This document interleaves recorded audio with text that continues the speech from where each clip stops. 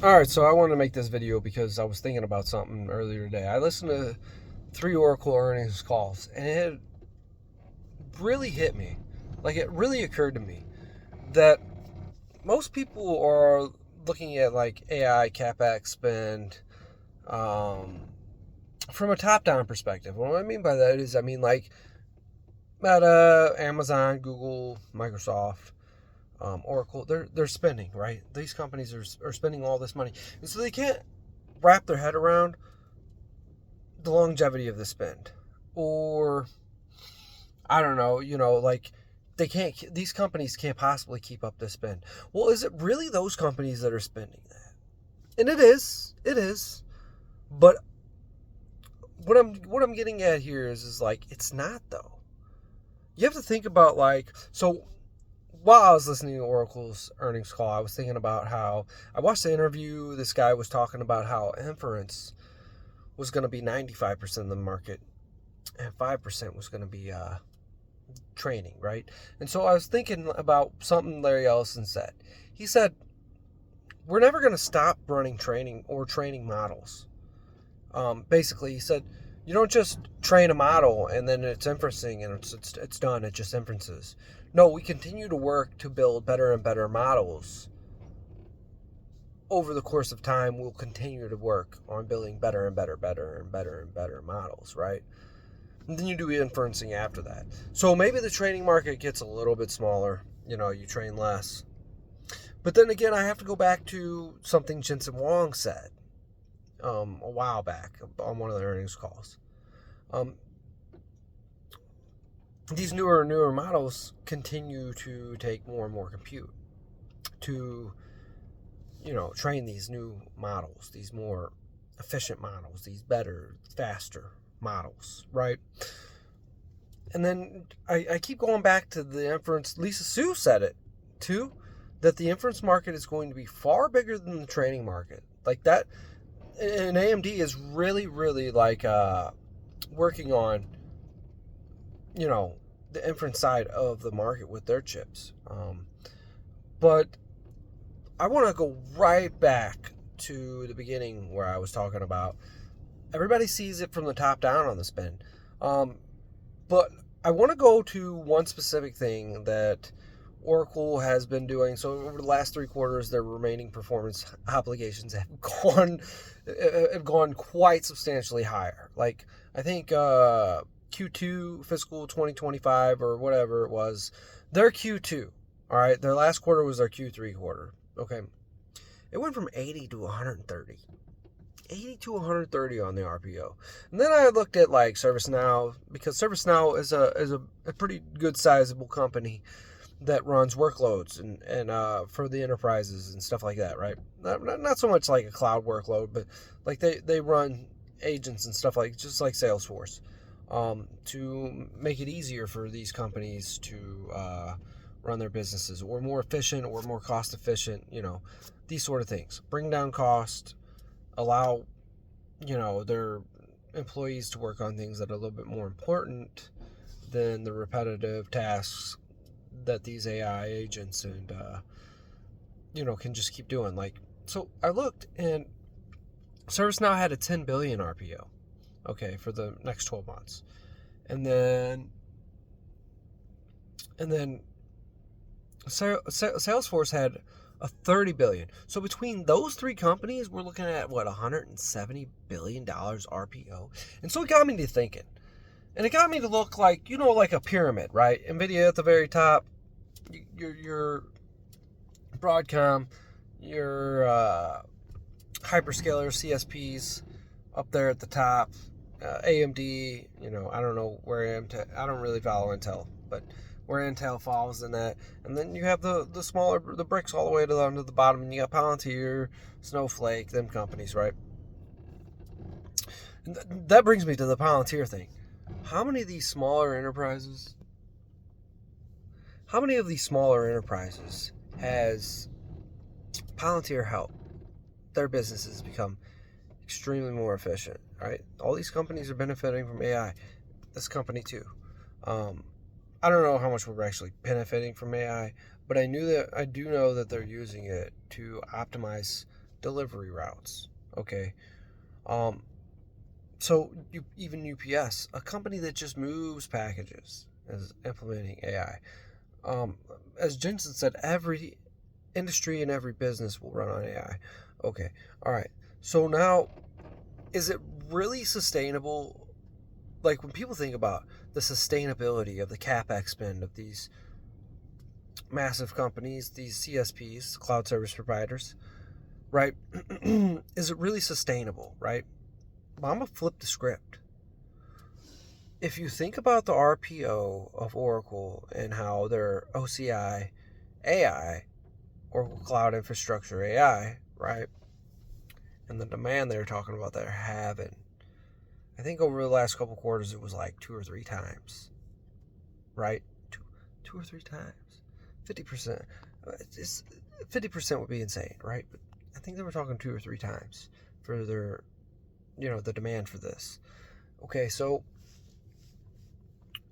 when I think about that, I'm like, oh, and their RPO says it all.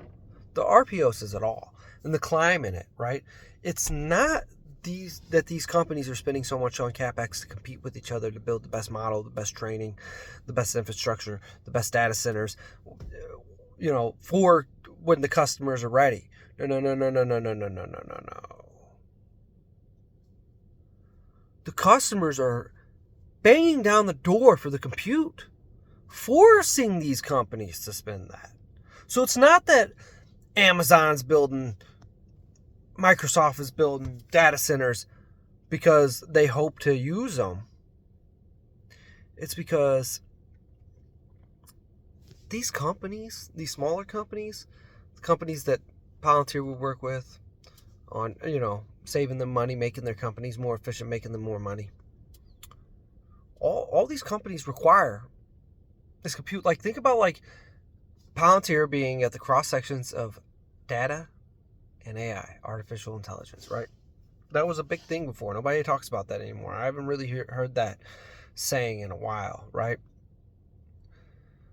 How are these companies' data that Palantir is utilizing open to Palantir with the LLM? Oh, data centers. Data centers. See, the LLM has to meet the company's data. How does it do that? Data centers. All these companies have to move. I believe AWS's CEO said something about it was like last May, June, I don't remember exactly. It was an interview with the AWS CEO, and he said 85% of data still needs to move to the cloud. Now, we see it's moving to the cloud. And in order for the LLMs to be able to be utilized on these companies' data, they have to be data centers, right? To meet them. Okay. For the data to be useful to the company to make it more money, or run the company's workloads, right? Use the AI agents to make the companies more efficient, yada yada yada. But what I'm trying to get at here is all these companies, all these smaller companies, they're the ones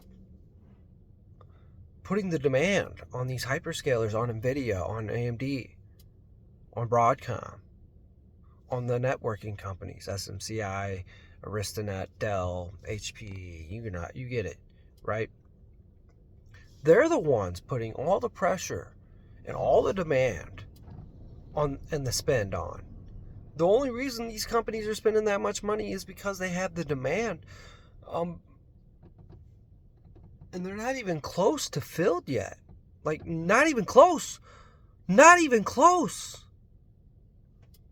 And it just keeps building and building, and Oracle says we're just going to keep growing. We're just going to keep building the RPO. It takes time to build these data centers.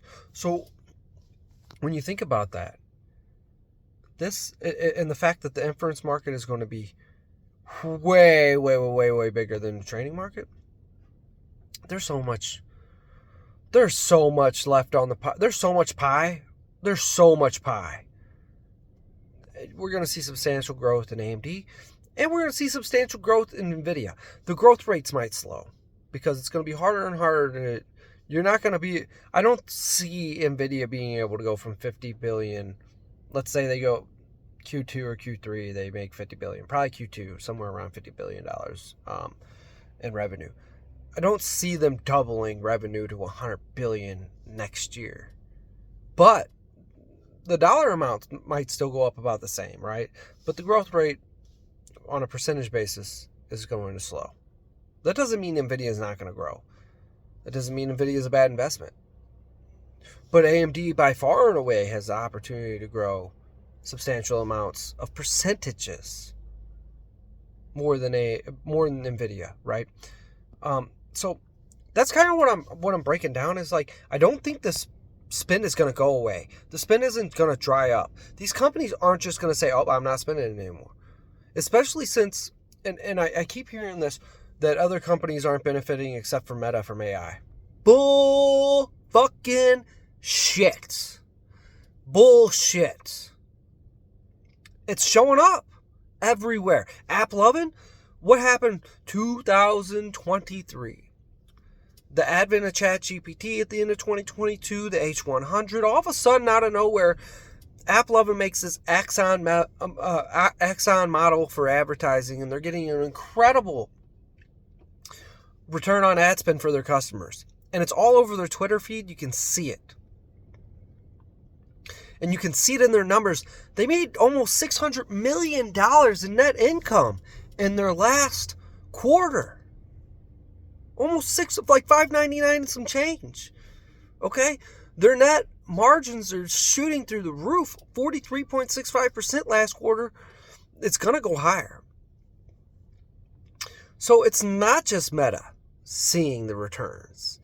Many companies are seeing the returns. They wouldn't work with Palantir if they weren't all seeing returns on AI. So you can't tell me Meta's the only one seeing, a return. All these companies are going to the cloud via Oracle, and they have to run off the NVIDIA and AMD compute. That's all it is. That's all there is to it. Anyways, that's pretty much all I had to say. But I felt like I thought you guys would appreciate that outlook or that perspective. You got to look from the bottom up, not the top down on this one. And all the bottom companies, they're spinning. They're spinning. And it's clear. It's evident. There wouldn't be that kind of RPO for those three companies. The three companies that work with enterprises a lot.